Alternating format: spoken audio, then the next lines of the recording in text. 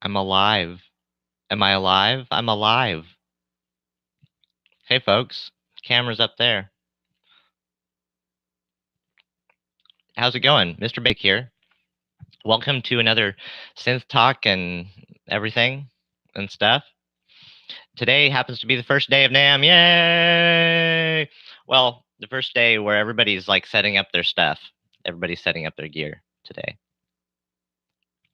Well, actually, no, I think it is the first day. Anyway, I'm not there, so next best thing, let's talk about all the stuff that's going on. But first, let's get some.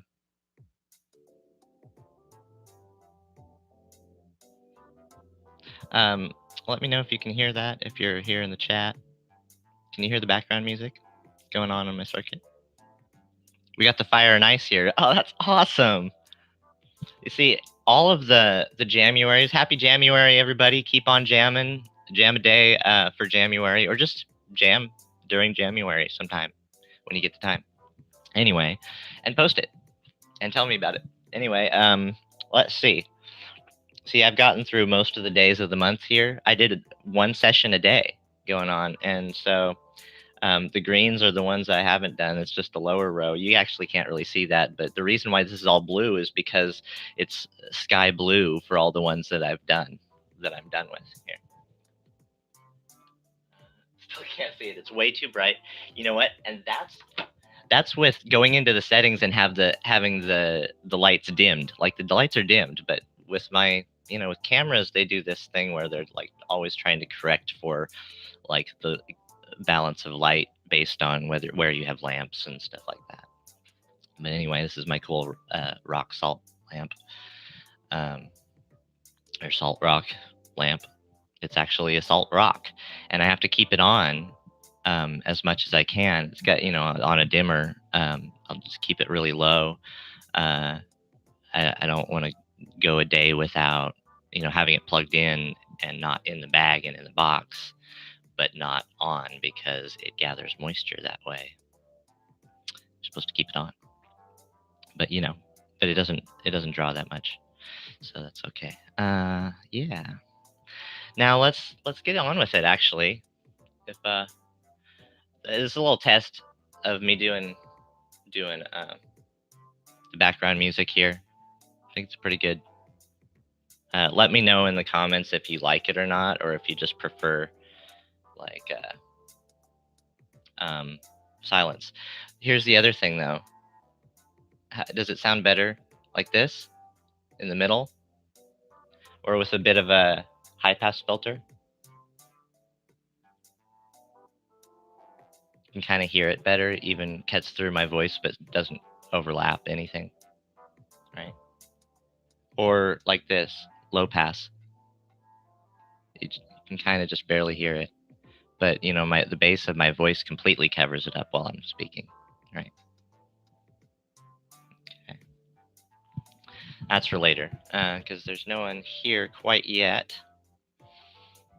Now, we're going to start talking about what's hot going on and related to NAMM and not related to NAMM, but basically just the world of synthesizers right now. Because the thing is, in NAMM, out of NAMM, it's all related.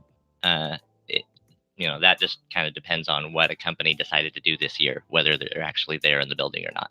Like, for instance, Behringer's got their own building somewhere else 2 hours away that they're showcasing all of their stuff in and all that stuff. Anyway, it's like, okay. So, first of all, the Volca series has two new things by Korg, the Volca Modular and the Volca Drum. The Volca Drum is a digital drum that it's basically uses digital synthesis in a very similar way to this analog system here, where it's just it deals with it makes it into sort of physical modeling, physical modeling drum. And it works. But the real deal, the real interesting thing is the Volca Modular. And that's really great for just so many people who can use that to learn, and it's cheap. It's by far the best thing anybody's ever come out with for a kid or a 12-year-old who you're not underestimating. you know it's the perfect gift for them, whether they're interested in it or not. Obviously they're not interested in it. Obviously people who aren't interested in synths aren't interested in it yet, but the question is, can there be something out there that will get them to do it? For me, in another sense, the mini brute is the perfect thing, because it's knob per function. People can see what they're doing, know what they're doing right away, and after first sit down using it, go like, I can play a synthesizer, I know what's going on here, I can do that just by having heard what happens when you do different things. you know it, that's really what it comes down to. um, but anyway, but as far as Vulcan Modular goes, yeah, that's excellent. And as far as the teenage engineering stuff, the Pocket Operator Modular line, let's talk about that. It's super styling. It's modular for your coffee table, right? Switch it up a little to another jam. These are the jams I did this month for January. It's just from scratch for a few minutes and nothing in my head before I started, and it's been really awesome. But okay, so the thing is, it's not really what they're offering right now isn't actually modular yet. What they've offered so far, well, they will, but what they've offered so far is semi-modular synthesizers that can be put together basically completely by you without soldering. So that's really cool. But it's a semi-mod, like the 400 is a semi-modular synth. Because the faceplate is a faceplate, even though it shows that they're separate modules. You have to put them in, or you have to put them in, and it all works like that. So basically, they are going to be selling the modules by themselves, and you can even put your own faceplates on them and use them in your Eurorack, right? And that's cool. That's a cool part of it. And the thing is about them having their own little units.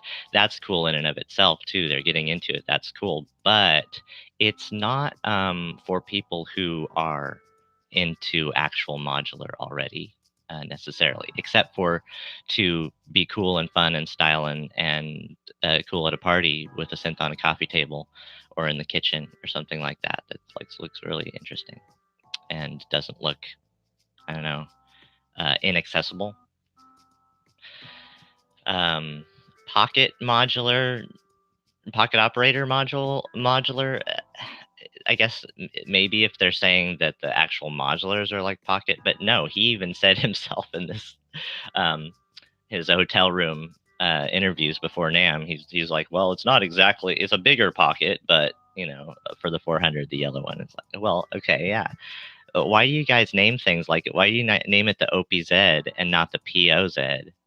And then you go and like name this pocket operator modular when it could be, it's like something modular. It could even be the OP modular and nobody would blink an eye, but it's like pocket operator. This is pocket operator modular. What? We already have pocket operators. I love them. I mean that's what I started out on. Anyway, okay, um so the thing is, the reason I've gone modular, that's why I'm talking this way, is that like the reason why I've gone modular is because I want to do sound design, as a sound designer needing a toolkit, you go for Eurorack because unlike all put together synthesizers that big companies are putting out and boutique companies are putting out as synthesizers, you can actually make it how you want. Or unlike them, there's this larger world of people inventing and coming out with and making modules that add to what is out there and add to what you've got without being this thing that clutters what you're doing. And that's what Eurorack is all about, is the fact that there's this world of people providing, making and inventing all this stuff that's not even actually available in the world of made synthesizers, of complete synthesizers. You know, you don't even have that kind of versatility, those kind of options. They're rehashing the same analog, digital, wavetable, blah blah blah. You know, we'll get into the Arturia micro freak that way. You know, obviously we've had wavetables for long times and lots of things that do wavetable all throughout the 90s and ever since. But we'll see what's going on with that. The commercial's pretty freaked out. That's the thing. I like it actually. Anyway, but we're talking about the TE modular, so we're gonna move on to the electron model sample. Now, the electron's probably most likely going to come out with a few model colon somethings, and this is model colon sample. So this is the sample box, and it's white. So I'm thankfully hoping that there'll be shades of gray, that the different ones will be different shades of gray, right? But maybe they'll just all be stark kitchen white because we want to play in our kitchens too. And so thank you, Electron, for giving us something we can play in our kitchen. And then we can go into our living room and play the big yellow or red 400 from Teenage Engineering. Oh, that was the other thing I was going to say, is the 16, which is just the red controller. It's a touch controller, ribbon/touch controller, and it's got CV and CV outs for each of the things. And you know, you change the knob for whatever to program whichever note in each part of the ribbon controller you want. So that's pretty cool. However, the Stylophone Gen R8. So never mind. Sorry, Teenage Engineering. You're doing cool for what you are. You're doing it cool, and a lot of people should get on board with that. A lot of cool kids should get on board with that stuff. And I'm not saying that, you know, against being a cool kid. I like cool kids. Cool kids are cool. Anyway, so the model sample, all kidding aside, well, it's not kidding, all style issues that I have aside from it being, you know, such rounded corners and white, I think it's pretty cool. And it's basically like, it's a circuit killer. It's a better circuit. It's a circuit, only better. I'm sorry. I love the circuit, and there's nothing that can actually like beat it in a way. Like never has been. But technically, like with all the stuff that does, it's 6 tracks. Circuit killer, 6 tracks. Circuit killer. Okay, I'll let you guys. You know, I don't have anybody in the chat right now, but on that note, yeah, Lisa, so sorry for, you know, the fact that I've been saying that before in my most previous live streams that I'd be doing Mondays, every Monday now, because I think that I can do it. And then something happens, and then something happens, and then something happens. So basically, as consistent as I can get right now is that I'll live stream every week at some point. So I might live stream at a time where there's people here to join in. I might not. And I might live stream during a time where there's just constant NAMM notifications, and people just shut off their notifications entirely because they don't even want to see all that. Right? But see, I'm actually talking about the stuff and like wanting to converse with people about it, and not just like showing it to you, but like, yeah, I want to be a part of the conversation that's going on right now, and that people could be talking more about it right now. You know, they already are. A Pure Ambient Drone has talked. He came out with a video yesterday talking about what's the future of synthesizers. And yeah, and I actually wanted to address that, Mr. Pure Ambient Drone. You asked a question, and I think I answered with a comment. No, I answered with a comment. Well, just about you mentioned something about having an analog synthesizer with multiple outs, multiple voices and multiple outs is great. And I mentioned that, yeah, the analog 4 is really awesome. And yeah, not a lot of people are hip on that because of, I guess it was always just a little more expensive than anyone was willing to think about, start considering it for, you know. But it's unique. So anyway, it's priceless, just like anything else. What was I gonna say? What was the question? There was like this overall question of what what you think is gonna happen. He gave the answer that a hybrid synths are what's gonna be coming out. And yes, yeah, I understand that. But I really have the feeling now that, yeah, synthesizer companies are always gonna just go with what they think is in or what becomes in and then goes out and all that stuff. And then there's always going to be your ability to make your own thing and have that for years and not have it be like the DAW or a synthesizer. I mean, the DAW or software and things in the computer, where it's going to be like it is for the next, 1 year, 2 year, 4 years. And then what'll you be doing? Something else. And that stuff it doesn't end up being permanent, a permanent fixture in a studio that you can just work with and learn and develop a relationship for years. It could be. I've done that with software on computers, kept really old computers with old software on them and used that instead of all the new stuff that people are using. Yeah, that's a way to go too. Anyway, so next up, Behringer. The UBX, not interested. Yeah, I think it's ugly.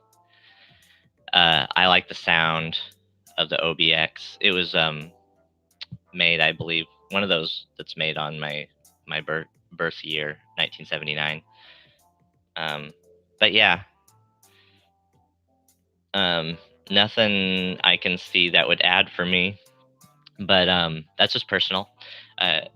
You can be excited about it, especially if you remember it from back then. I don't, right? But I do like the sound just as much as I like the Pro One, and I'm not sure which I like better. So Behringer, not sure which I like better, but the Pro One I like the look of better anyway because it's just all black. Anyway, on that note, the vocoder VC340, the Behringer VC340 vocoder is out. It's gonna be in people's hands this year. But I'm not going for it ever, as long as the Waldorf STVC exists, because that's just plain through the roof, and at only $100 more than the VC340 is supposed to be. I already talked about that a couple of weeks ago, I think, in the video, or last week. So the Erica Synths plasma drive I also talked about in a previous one, the day that it came out, or the day that it was announced to the world. And that was a few weeks ago. And the Erica Synths plasma drive, it's that thing that's got this electrical thing, blue light up through the center of it. And then as it drives, it goes like that. I'm sorry, call me shallow. I love it. But I'm also into Erica Synths. Like, I just got my multi from them, from Erica Synths. It's from the older black collection of stuff. And from that, I'm also very amorous to the quad VCA, the black quad VCA by Erica Synths. Because you need VCAs, and that's a good way to get a lot of VCAs and a good amount of real estate, and actually cheaper than other options of trying to get that many VCAs too. And I think I could use them as attenuators to not have to get attenuators and VCAs. We'll look more into that because that's something I want to get into. It's like, well, that's a question. Attenuators versus VCAs. How much do you guys know about that stuff? The details.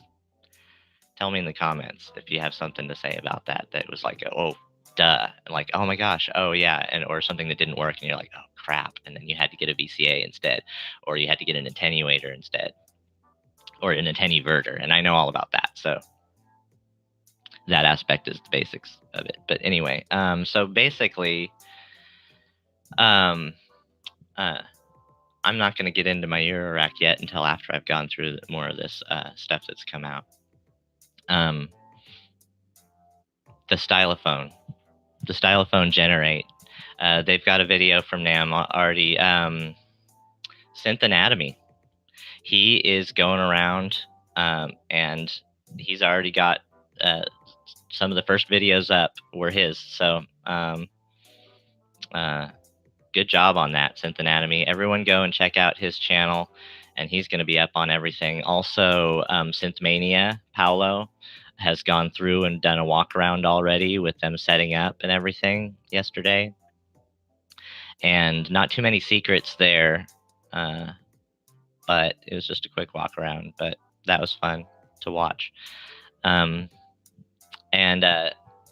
basically, yeah, the Stylophone Gen R8, it's this limited run, he says, is just a preliminary to the full release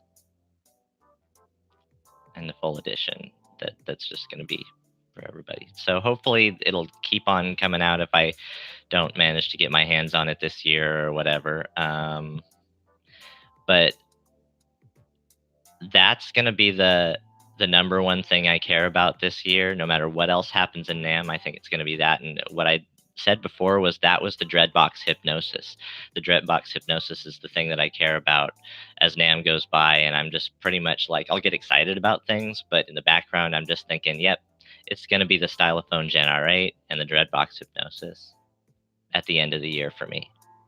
If I manage to get some kind of extra funds and be able to afford it, which I probably won't be able to this year, because guess what? I gotta buy another car this year. I bought one last year, and full disclosure, 3,500. You know, got it paid off finally, and I mean it's a year later, and I take it to the repair shop, and basically they say, no, can't do it, can't repair it. You're just going to have to run it into the ground, because to repair it would be a lot more than you paid for the vehicle. Just the engine part would be $5,000. So guess what? I get to get a new vehicle, but instead, I'm pressured by everybody, and they're right, for me to get a vehicle from an actual dealer this time and spend that much more.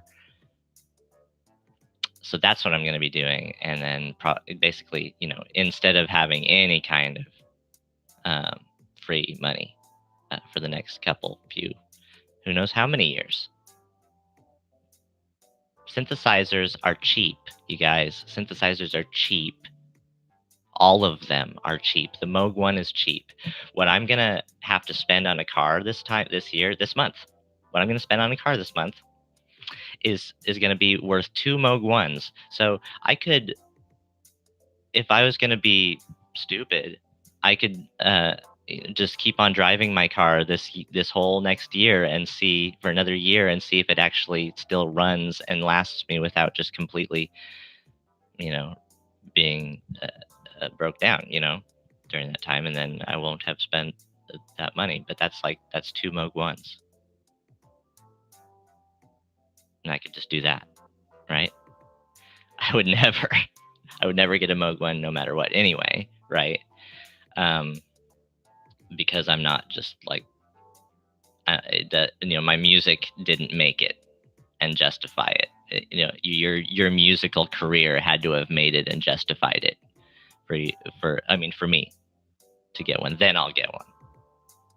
You know, so like in 15 years, there'll be something even better. Anyway, yeah, switch it back.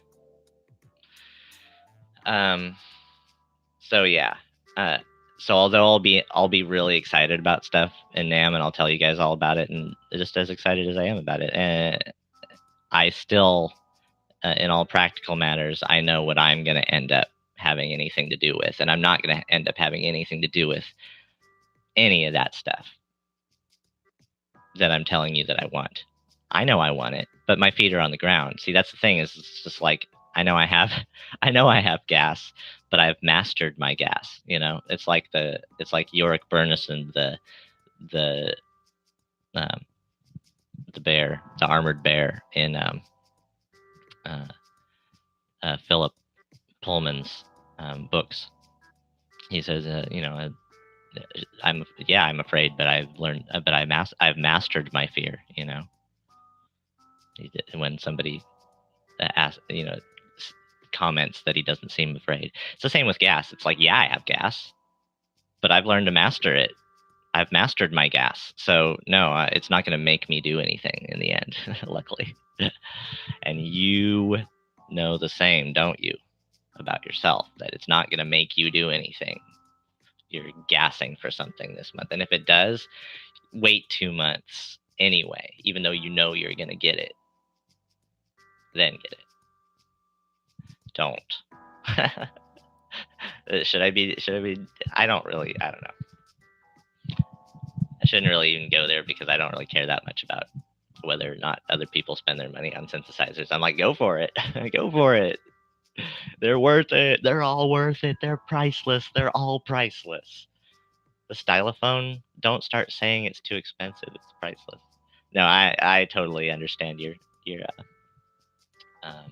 point of view on that. Okay, so today, the first day of NAMM.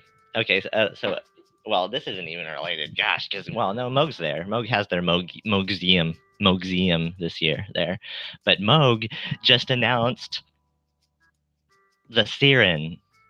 It's a limited run, of course. There's only going to be 2,500 of them, and they're going to go fast.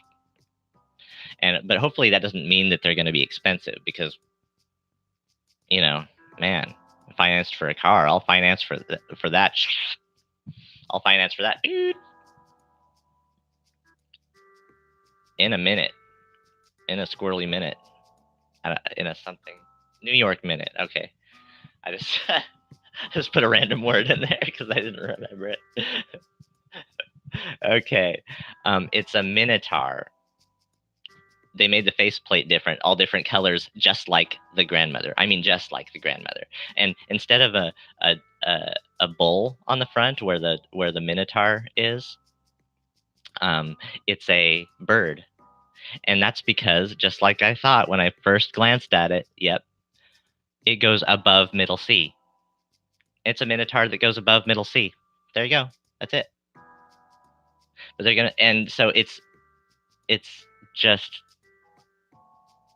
unfathomably invaluable to all of us. Everybody's always wanted that. But here's the deal, and I hope me saying this doesn't change things, because not many people are watching me, so this is good.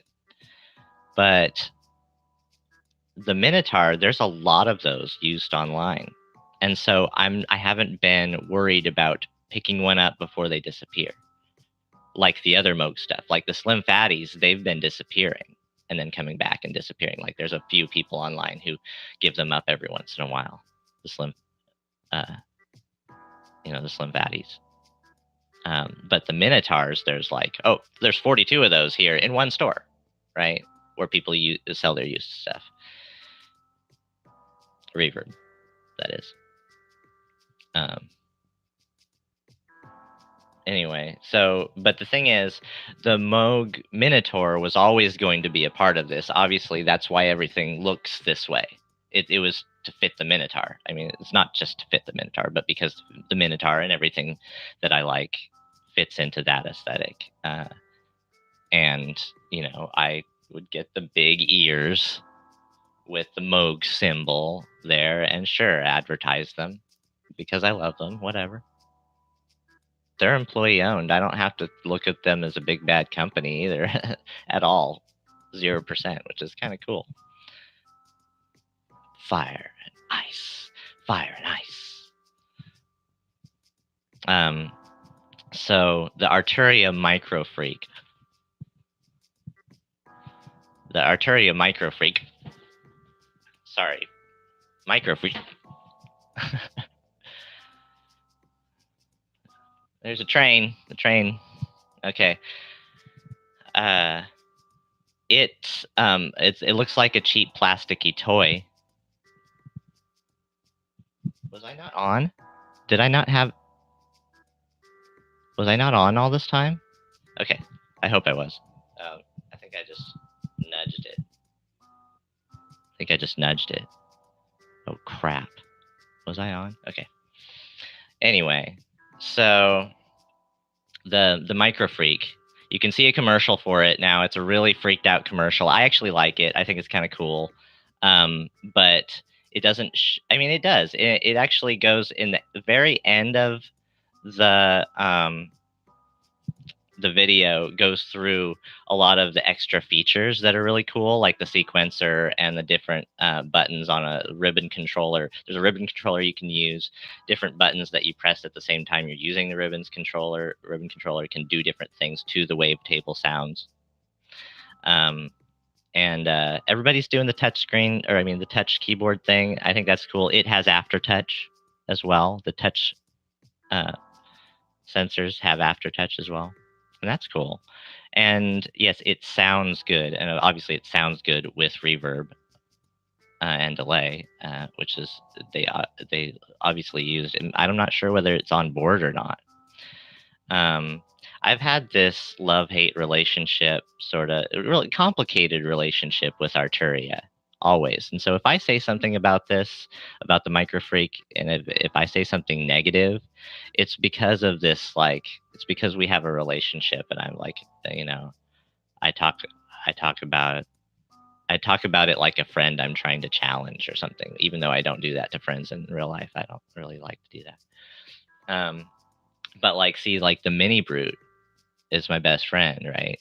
But you know, to other people, it has quirks like the only having an arpeggiator and not having a sequencer. But I got it after the Mini Brute 2 came out. Not interested in the Mini Brute 2, and part of that was style. And the style, Arturia has gone off the deep end. They're just gimmicky, plasticky looking, cheap looking, awful, just to put designs on it and whatever. And it's like, what's the deal with Electron model sample? Same thing. It's like, except does it actually come with a sticker set? So they did it on purpose, you know? So you'd put stickers on it. And that's kind of punk. And so it's actually, that makes it cool, but maybe not. So add your own stickers to the Electron model sample. Anyway, so there's this other thing that I hadn't really noticed before called the Flame Monder or the Flame Mander. It's this new semi-modular synthesizer. It's at NAMM, and I don't know if it's out yet. It's probably really expensive because it's probably just one dude made it, and who knows how many they'll be able to make. I don't know, or maybe there's a production. I don't know anything about it except it's a it's a 4-voice wavetable analog wavetable synth, right? And it's got a fixed filter bank, or it's got a filter bank that's like an EQ thing, right? With red knobs, and so it's like that's where the flame comes from. Is you can like have this whole of it's not knobs, faders, little faders go up and down, and so you can sculpt them. You can sculpt this flame, right? And that's your filter bank, and that's like how a filter bank should work, and in the coolest way. I think that's really cool. So the Flame Monder or the Flame Mander, it's flame, and the second word is MAANDER.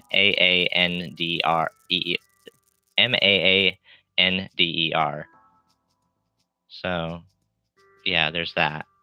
Man, I hope that my microphone was on for that first portion. Anyway, so another thing that I'm not interested in is Yamaha put out another keytar, the Sonogenic SHS 500. And it's a little keytar, and it's cool as far as guitars go, but the thing is, it's got chord tracking, and so you can play it along with your favorite songs on your iPad or whatever, iPod or whatever, on your phone, off of your phone. You can play songs, and then you play along with it, and it's in the same key, right? And that's chord tracker. And Yamaha chord tracker. Christmas, when my brother came along and his family, he went and came and showed me all about chord tracker and how cool it is, and how cool it is for my nephews who are sitting there playing the guitar. My nephew's sitting there playing the guitar, looking at the chords of what it is and playing along with it. And it's just like, wow, yeah, Yamaha chord tracker. It's awesome. So that's in the new Keytar, the SHS 500. And so definitely check that out. But as far as Keytars go, I'm not really interested in the chord tracker thing. So that, that sort of thing. But I would want more like, ow, leg cramp. Okay. Leg cramp. Okay, I would want more like an Alesis Vortex 2, but not so out there as a Roland Axe, or whatever you call them.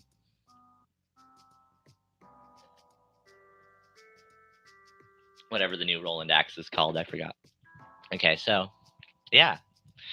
So that's about all the things. But okay, so like I said, despite whatever comes out in NAMM, it's not going to phase me, except that, yep, once again, just like the DFAM, the Moog Siren thing phased me, because I'm going to get a Minotaur at some point in my life.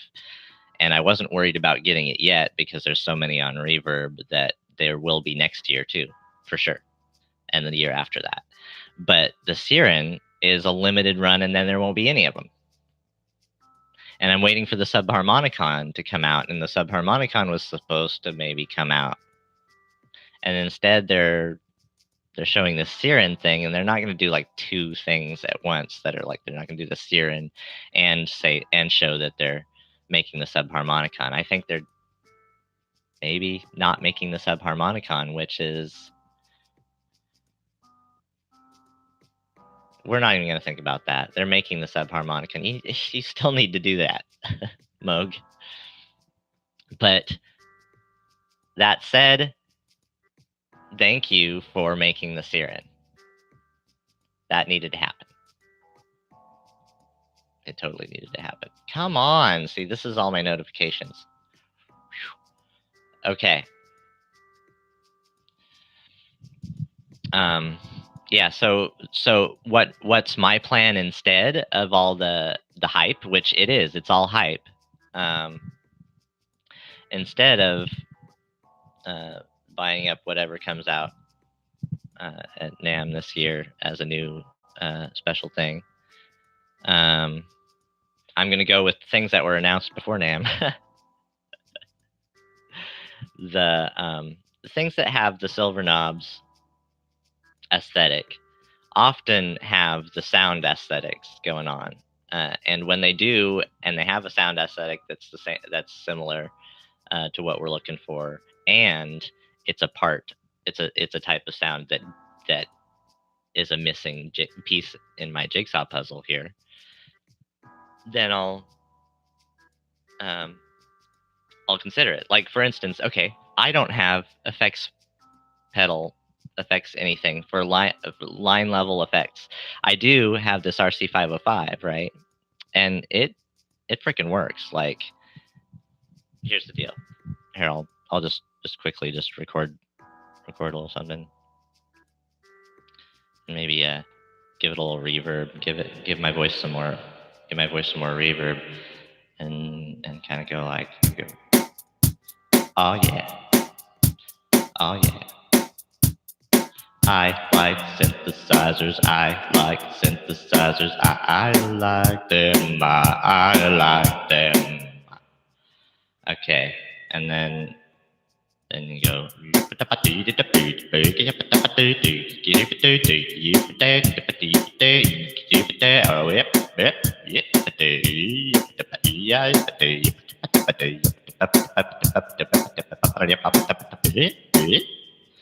So then, yeah, here we go. Then we'll play that. When it goes like play. So turn it on. And then I've got my global effects on the other side for things that I've already recorded. Like for instance, go ahead and I like synthesizers. I like synthesizers. I like synthesizers. I like synthesizers. I like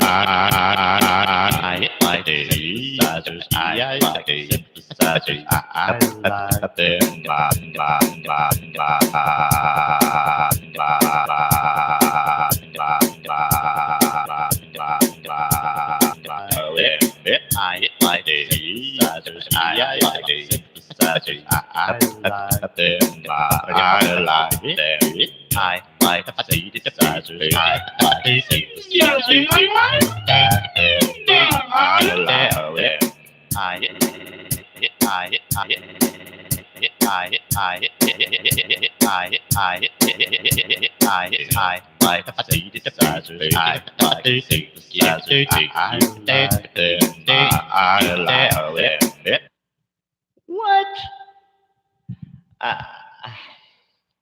See, I don't do that because it's just fun, and I don't have time for fun in my life. Oh my gosh. When I do, I can take a break and make a jam and do this January thing, but I'm definitely not going to be jamming every day the whole year. Some people are amazing, like Mr. Daily Jams. His name is Daily Jams. Daily Jam, or it might be one word, Daily Jams. No, it's 2 words. Man, I don't know if he's still going at it now, but he was going at it strong the whole first 6 months of this last year. I was totally every day watching his.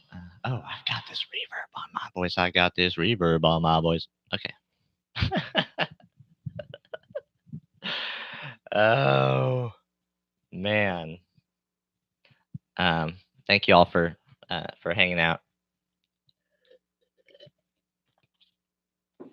What I was saying is, I don't have a true like an effects pedal or something effects to put a synthesizer through, and I can put the mini brute through this. But what is that sound? Oh well, a little scratchy sound comes every once in a while.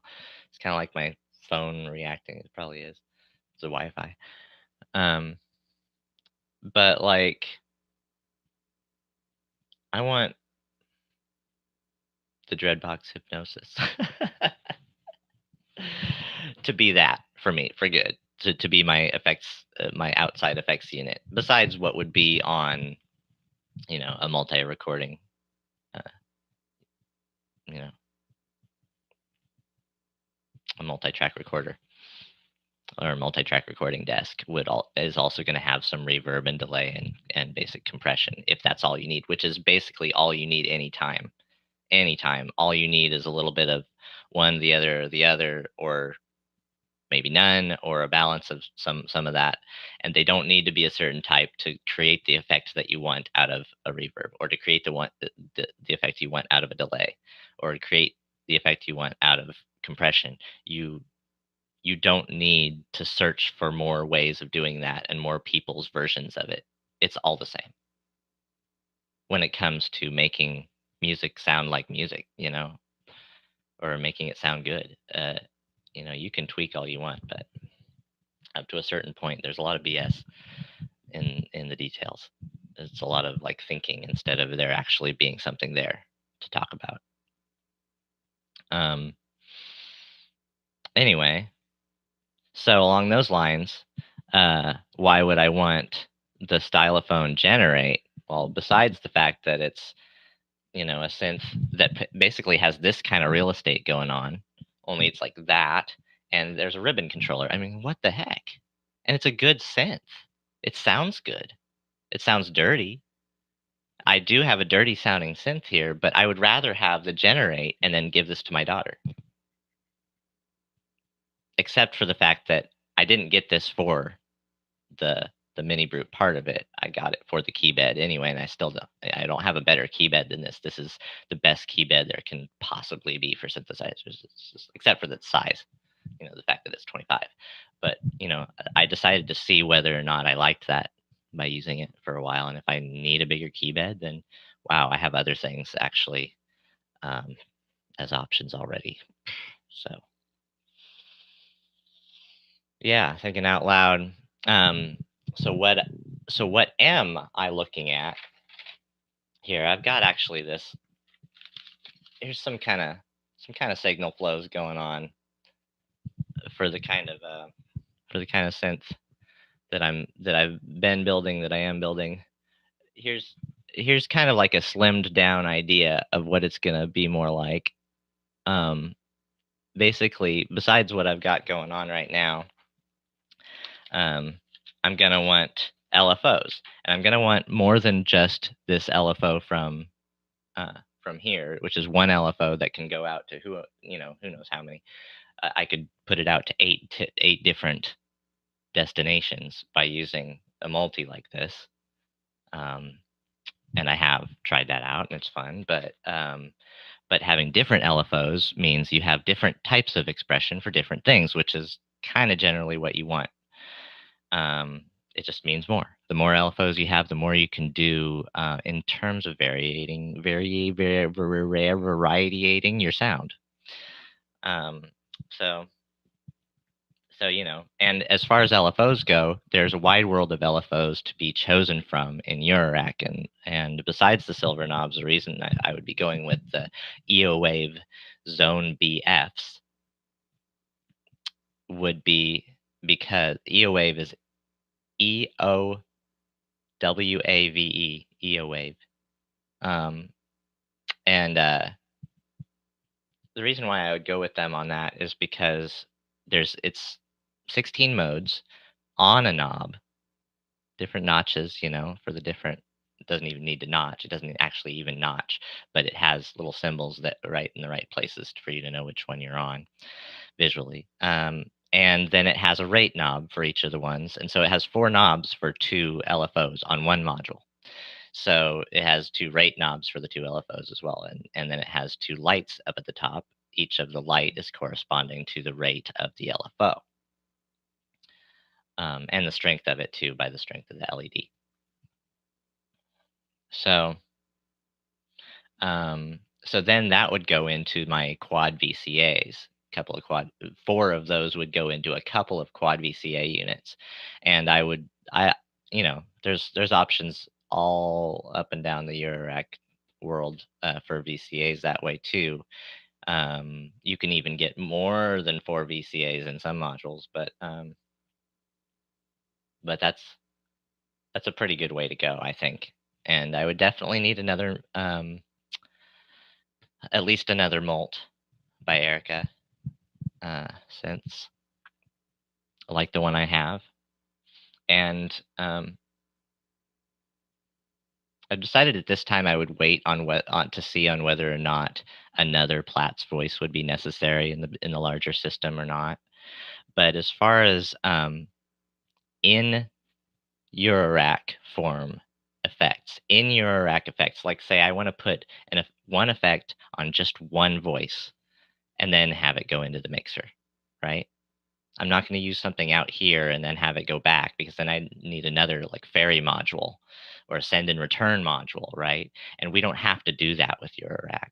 We can just choose to have effects where we have them, and put them where we want them, either inside the box Eurorack format or line level outside after we're done putting things together. And then we can maybe like put it back in if we want in a way. But I'm not planning on having a send and return or ferry module. And I want to plan on having some effects inside and some out, and just having that for the versatility. And the effects inside, I'm also feeling like I'm gonna, out of all the effects out there in Eurorack, I'm gonna go with also Dreadbox on this. Their Echo and Splash modules. Echo being their delay module, and Splash being their reverb module, and they're both very straightforward. The Dreadbox Echo has 3 knobs, and it has an amount knob on there. Just like see, the reason why I need VCAs with those LFOs is because those LFOs have a rate knob and a knob to for the waveform, but they don't have an amount of CV sent, amount of that. So like a wet dry or an attenuated signal. And so I'd be using VCAs just to attenuate that a lot of the times. And so, but see, on this type of delay, you wouldn't have to put an amount of delay on it with another attenuator. It's got a wet dry on there. And then the splash, the Dreadbox Splash reverb is kind of straightforward if you want it to be, but it actually has different algorithms. It has 3 different settings for the reverb, 3 different types of reverb, I think is what it said. So, but they look good, and they look good with my stuff as well, and they just go perfectly. So there's that.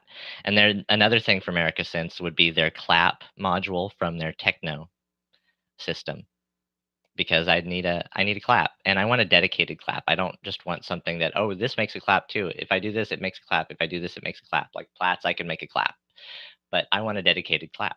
And the other thing I want dedicated is ocean noises. So I want my ocean sound dedicated. Just turn on the ocean sound anytime I want it. And that's what I would get out of Aeon Modular. AION Modular. Aeon Modular is the name of the company. And they put out a noise plus filter. And I would also get a single VCA from them, just for one big knob to do the VCA for that one. Dedicated. I'm not as worried about how much real estate is all this going to take up as I am about how much real estate do I want it to take up. Do I want a big knob for this VCA over here that I'm going to use a lot? Yeah. I'm not thinking, oh, it's going to take up space, as opposed to, why don't I get 8 VCAs? Well, then I'll be going like this. And I think about those things too. All right. So I don't know what time it is, but I started pretty early. So I'm doing pretty good. It's only 12:30. Right on. And I've been going for 52 minutes. Looks like I have some people in here, but the chat isn't working. Or I mean, nobody's chatting. So I'm guessing the last time there seemed to be nobody in, because I did it at a weird time and stuff, and it was for a very short period of time, but nobody chatted at all. And then somebody said afterwards that they couldn't chat. Yeah, so I'm gonna make sure again next time that my publicly chatting is enabled, but I'm sure it is. I'm sure it is. Otherwise, it would say that it's not. It's just empty as it is. Anyway, another sip of the coffee. Oh, let's put our background music back on. I knew we were missing something.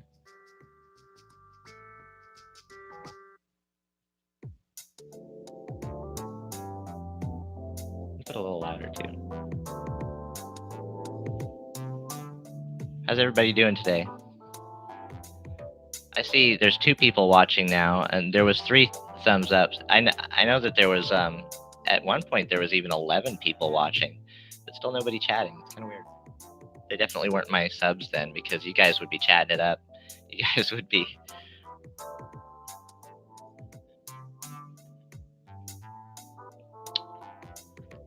I've been very selective about who subs to me. Wait, how do you? What? I feel like it's as if I have, though, because I have some real good core people. Even though I only have 200 subscribers, it's more like it's tens of thousands, because I don't know, I have networks and stuff, and I have friends, a lot of things going on. I think it's just it's kind of cool to be connected to people, but not in a way where it's like everybody's posting political crap all the time, like on social media. So glad for YouTube. But I think we'll go ahead and erase what I did on the RC505. Oh yeah. always erase everything. We're all gonna die. I'm just saying this because I don't have anything to say. Just trying to be interesting. Yeah, I think it's time to go. Fire nice people, that's me. Do I have anything else to say? What else is in my notebook? I kind of almost want to wait around for somebody I know to show up just so I can start chatting.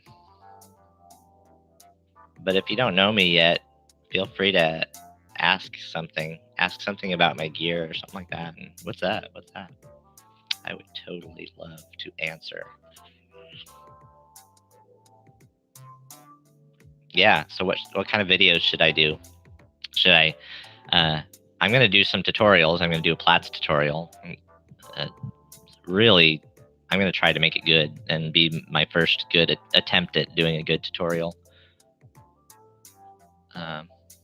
Yeah. Oh, my comment got a heart from Pure Ambient Drone. Yeah, that's what I was just talking about. I commented on his because he talks about synths a lot. Does synth talks, as you guys should too, because there's not enough of us out there doing it. And Bo is like he's like, and I think one of the trends is going to be there's going to be more people talking about synthesizers and blah blah blah. I just kind of felt like, well, maybe he's just like referring to me because he has to he has to hear about me all the time. No, but yeah, Pure Ambient Drone, and Paolo has done a lot more talking and stuff recently, and I think, and it seems like, yeah, definitely more people are getting on the Patreon bandwagon. I think two people who were in my chat while I was all talking about Patreon, were considering it, and they've now done it. And I'm like, oh, I'm influencing people to make their own money. Awesome. I hope it works out. I don't know what I would do, man. But we've already kind of pontificated on that in the previous. I love my rock lamp.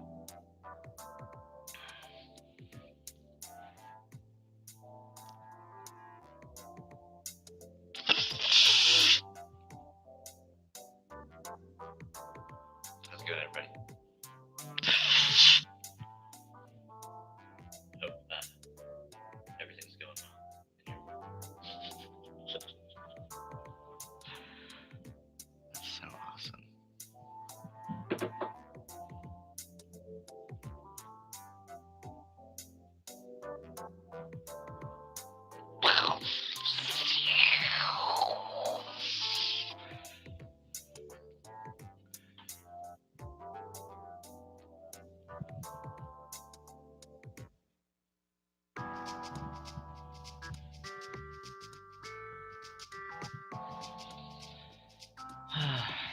So next week, am I gonna do it on Monday or not?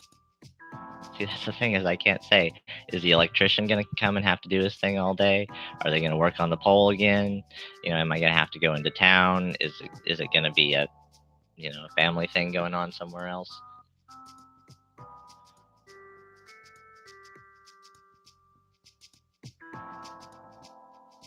I just go live when I know I'm gonna be able to, so. Sorry, all you subs of mine who maybe I should do premieres.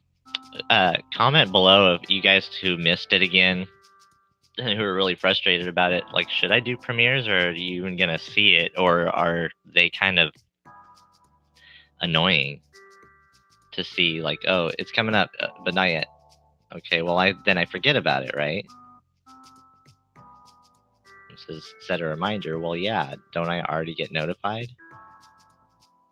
when it comes on? What more notification could I get?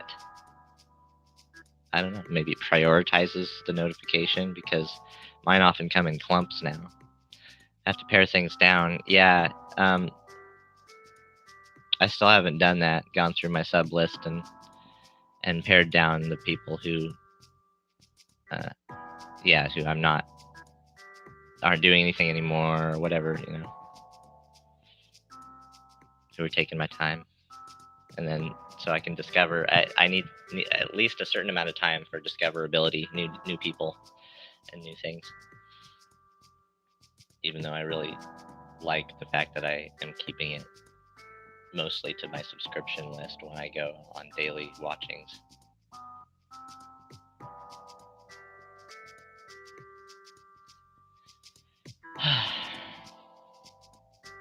I really haven't been able to relax for the last 5 weeks.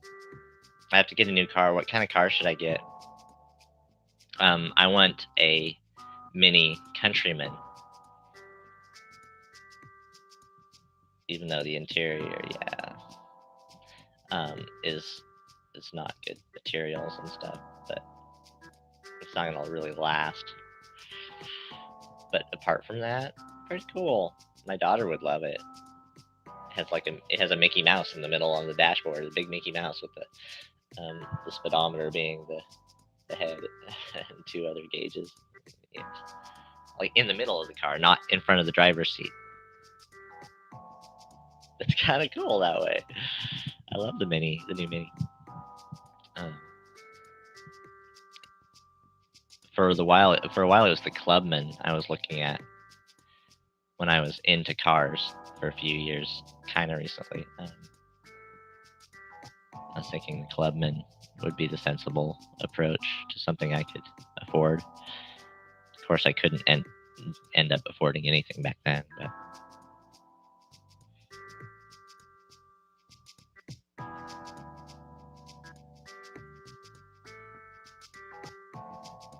I like this background music thing. Comment if you like it or don't like it. To have background music or not. What do you think? Alrighty. That's enough of that. Oh, 4 people watching right now. Alright. Well, I hope you guys have a good day, you 4 people watching. I hope everyone else who's watching afterwards has a wonderful day. And yeah, all you synth friends out there and my subs who missed it, yeah, don't let NAMM get to you. Get excited about things, but get excited knowing that it's really cool that certain things exist, and you don't have to think about whether or not you need it for your setup. And then that keeps you from criticizing synthesizers too much too. Like I like to criticize things, like the new Arturia Micro Freak, just because I have a first impression that it's just like, oh my gosh, gimmicks. Stop with the gimmicks, guys. Make just a synth, But that's just me. It's just my, tailored response. But but to me, what that means is that I'm not gonna, just add another synthesizer just to add another synthesizer because it's cool, because it is cool. And what I'm really reacting to is the fact that it's cool, right? When I criticize it. So think about that. You already know that. You already know that that's what happens in your head when you're doing that. You're gauging in your head whether it'd be something for you, but also gauge in your head whether it'd be something for everybody too when you criticize something. Because the fact is, everybody in the chat, in simplysynth.com, everybody on the Bo Beats team over there is pretty excited about the Micro Freak. And it's me that's saying, so I realize how cool it is. It's cool. It's just plain cool. Yeah. I have a relationship with Arturia. It's just kind of like it's like, I love the Mini Brew. All right.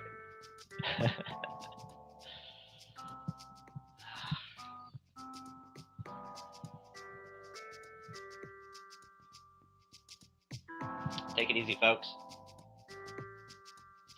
We'll just hit the end stream button, I guess. I guess that's all. That's all we ever have to do. Is end the stream. Why?